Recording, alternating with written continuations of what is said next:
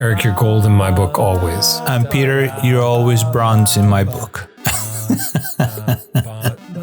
So have you heard about the cardboard beds? They have this old world philosophy that women are there for their pleasure and to sexualize instead of treating them as actual athletes.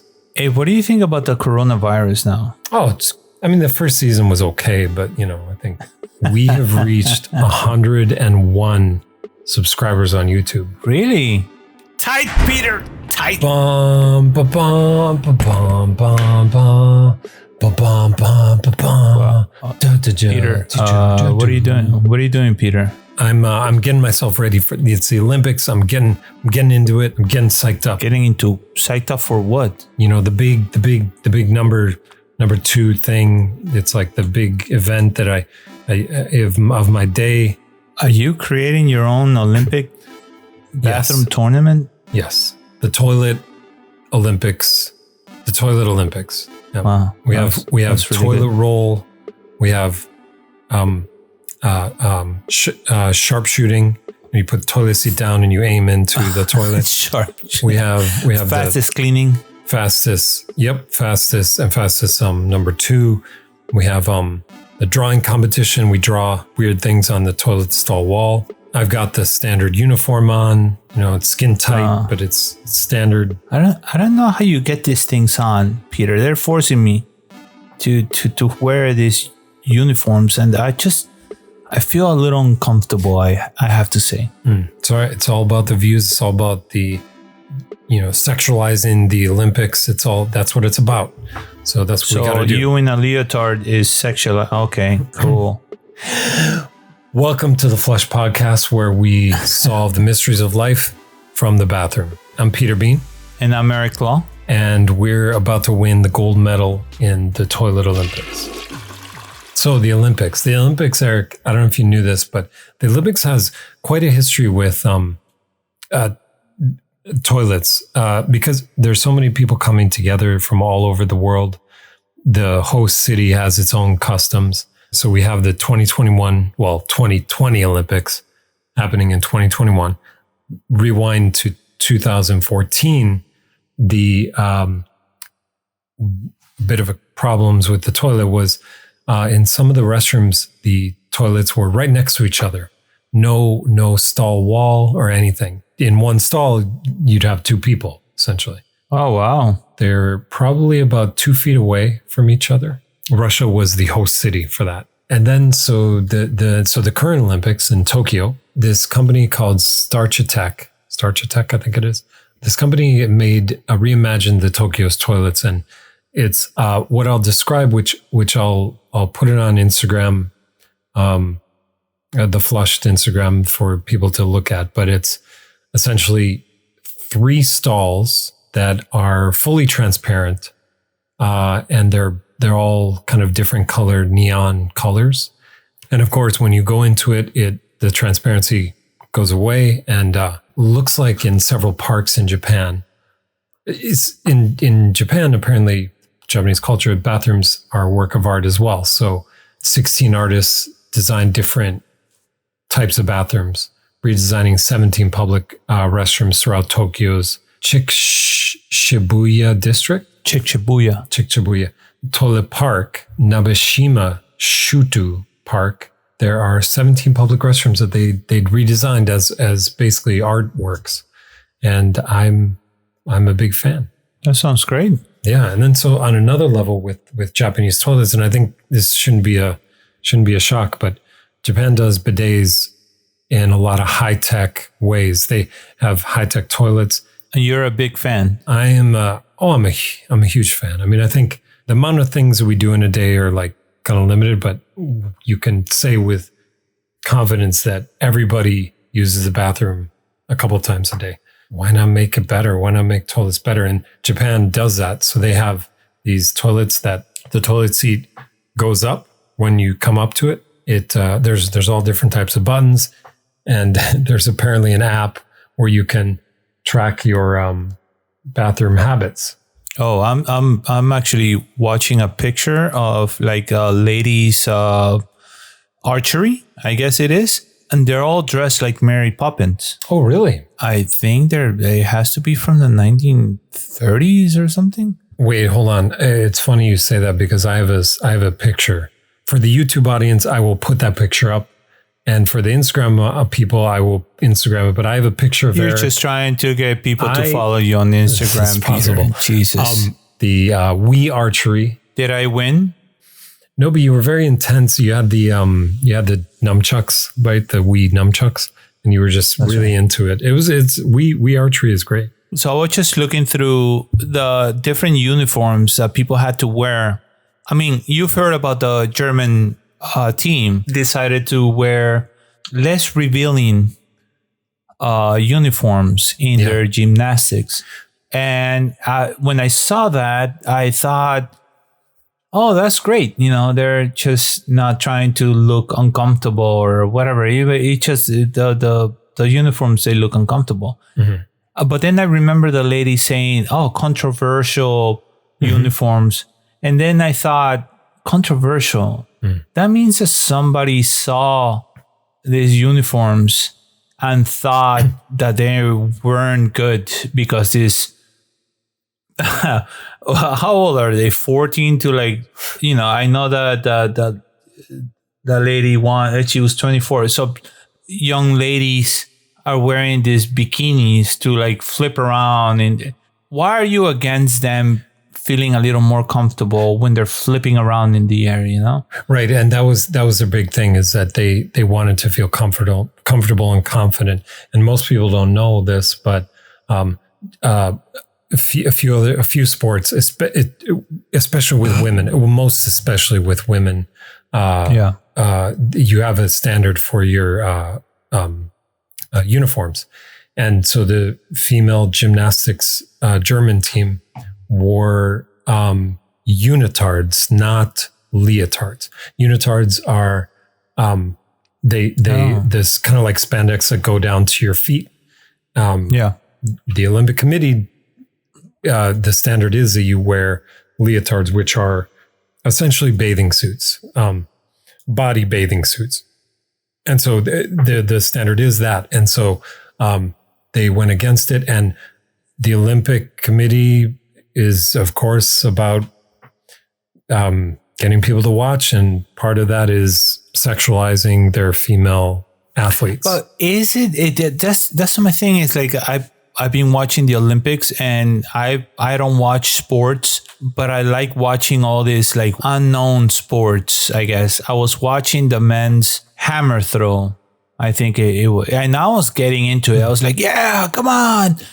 And it just this one, I think people watch the Olympics because they want to watch all these young people fulfill their dreams and how competitive they are, and all these things that they do that is so incredible that we usually watch, tossing a 20-pound metal ball, or a hammer throw, or the diving, which is fantastic, or the trampoline, which I also got into because they go so high. It's incredible. It's never because of what they're wearing. It's always of what they're doing. So why would anybody have a problem with what they're wearing? Leotards to unitards or whatever it is I just, if somebody has a problem with them feeling a little more comfortable, then it's not their problem. It's your problem. It's no, they should be wearing. Yeah, they should be wearing the bikini. Right. Why would they? It's ew, dude, relax. They're doing the same thing that you're supposedly applauding for. Right. But in a more less uncomfortable way. But, I guess, we're bothering you somehow. Right. Well, and so women's volleyball, the Norwegian team in this Tokyo Olympics, they wore essentially Speedo shorts, I guess, instead of the standard bikini style bottoms. And if you watch women's volleyball, I've always thought that too. they're super small, super tiny bikinis. And I mean, of course, guys, of course, especially want that. They want to see that, and it's an added element too. But it's like these are. So what are they watching the Olympics for the wrong reasons? Then I think so. Like many of them are, and I think that's where you see committee members having to step down because they have this old world philosophy that like women are there for their pleasure and to sexualize instead of treating them as actual athletes that they are. Athletes have more power now. Case in point, Simone Biles withdrew from several events that she was in or was qualified to be in because of her mental health, And a tennis player, Naomi Osaka, she's up and coming. She's done a lot of amazing things in tennis, but she said she doesn't want to do the press conference because it is a barrage and it hurts her mental health. Of course, reporters are always like, do you think you can do this? Do you think, you've done this, but can you, maybe you're past your prime or whatever it is. People don't consider the amount of pressure that comes with the constant, you have to be perfect image, There was an athlete in the 80s, Carrie Strug, who she got hurt doing a gymnastics routine, and she dug down deep and she won the gold. And she she did her thing. And if you watch back the video of Carrie Strug and her kind of like her struggle with her digging down deep, and as an athlete, you dig down deep and you do your thing, you get the gold. Well, what you don't see in the video is like her coach is pushing her hard, but there was a lot of mental stress on her, and versus what Simone Biles is doing, which is just taking a break from it and doing her mental health. And in this backwards way, it's like we think, no, kill your body for the gold. That's what we do. No, I mean she's got sponsors and stuff. She doesn't need to do this. She doesn't need it. Is the point? We're at a place where, like a Carrie Strug, doesn't need to hurt herself for competition. If Simone Biles was a start out athlete, sure, pushing yourself to win, I can see that for sure. But if you don't need it, she's already been there, so it's fine. Whether she was ready for it or not, I don't know, but it's her business to back out. And I think it's funny because a lot of these old white Olympic committee members, they just hate that this little black girl is like saying what she wants to do. She's dictating her own narrative. So, and they should have a voice. Yeah. Now the Olympics are coming to Los Angeles in 2028, I believe. Are they really? My feeling about the Olympics in general, I'll just be honest with you, Eric. I think it's dumb. If you just had the Olympics in Rome, or wherever Greece, wherever it originated every year, that'd be fine. Yeah. The problem with the Olympics is that it goes to these cities and they rape the city of its resources and its people, and they leave with these empty stadiums that people don't go in necessarily. Like for example, like Brazil is a good example. Oh, and they become abandoned. Yeah, Brazil doesn't need a bunch of stadiums. It needs other things. So you go to these poorer countries and you expect them to host an Olympics. I could see on the flip side, the Olympic Committee is probably like, well, we're raising up these countries, but I think there's so much negative to having the Olympics, and it's been well documented that the Olympics just ravages a country.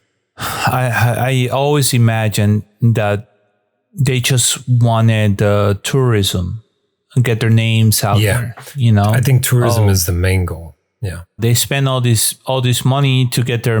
It's kind of like advertising for the country, and then they say like, "Oh, Brazil was wonderful," or Tokyo. Well, Tokyo. Enough people go there, but Qatar and all these people that are betting for the FIFA or the Olympics. They always.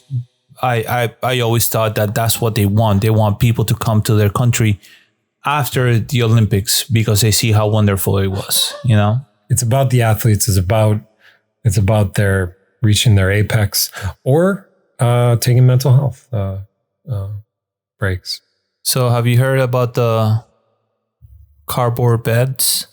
I heard that they have to be, they hold a certain weight. So they won't, like 2 people can be in it, only 1 person. So you know what I'm getting at. Right. Yeah, I'm seeing this tweet that beds to be installed in Tokyo Olympics Village will be made of cardboard. This is aimed at avoiding intimacy among athletes.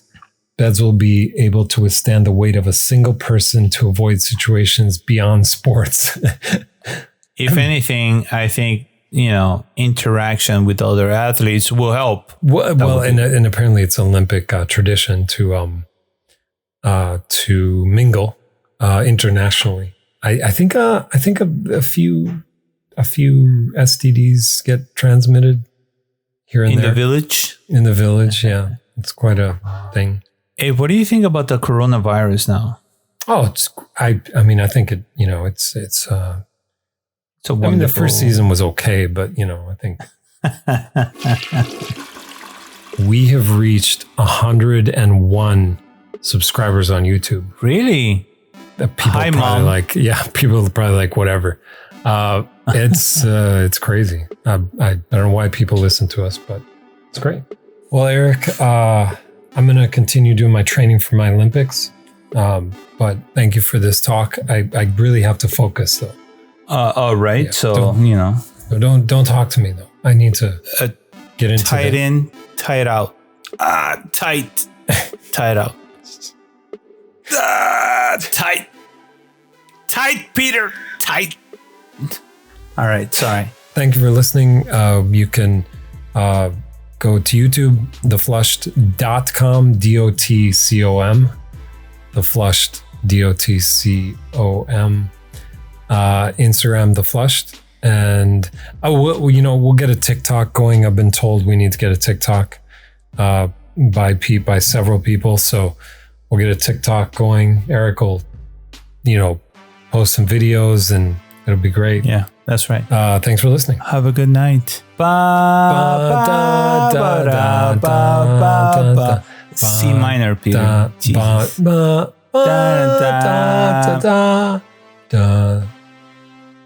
Tight.